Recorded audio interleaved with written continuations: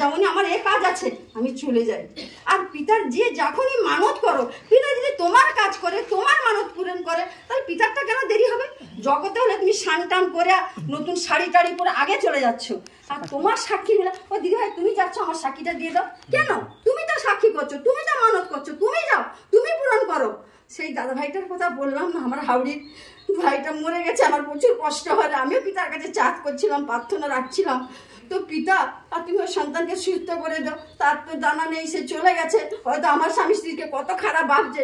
ভাবু পিতা, আমি তো জানি নিয়ত তার হাতে, তার আছে, তুমি কি করলো না করলো আমি তো জানিনি। তার হয়তো মনের দুঃখে আজকে আসেনি, সেখানে গেছে। তো সর্ববিষয়ে সর্ব কাজে ঈশ্বরকে প্রেম করি, শ্রদ্ধা করি, বিশ্বাস করি। যেটা প্রয়োজন আমি ঈশ্বরের কাছে চাইবো, ঈশ্বরের কাছে নিব। ঈশ্বরের যেন আজ্ঞার নাম আমি অমান্য করি, তবে পরমেশ্বর পিতা আমার মন মন্দিরে থাকবে। মন মন্দিরটাকে পরিষ্কার রাখতে বলছে।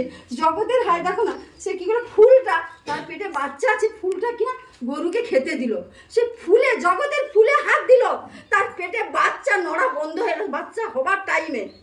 দাদা ভাই আত্মায় দেখলো বলে বললো, কেউ জগতের মানুষরা বিশ্বাস করবে? তার তো বিশ্বাস করবে নি। তার বাচ্চা লড়া বন্ধ হয়ে গেল, তাকে তো লেগে গেল। দাদা ভাই প্রার্থনা করলো, সেই বাচ্চা দেখো নড়লো, কত সুন্দর হলো। ডাক্তার তো বললো, টাইম দিল যে দেখো এখন 5 দিন 1 সপ্তাহ সময় আছে। দাদা ভাই বললো না, তাড়াতাড়ি হয়ে যাবে।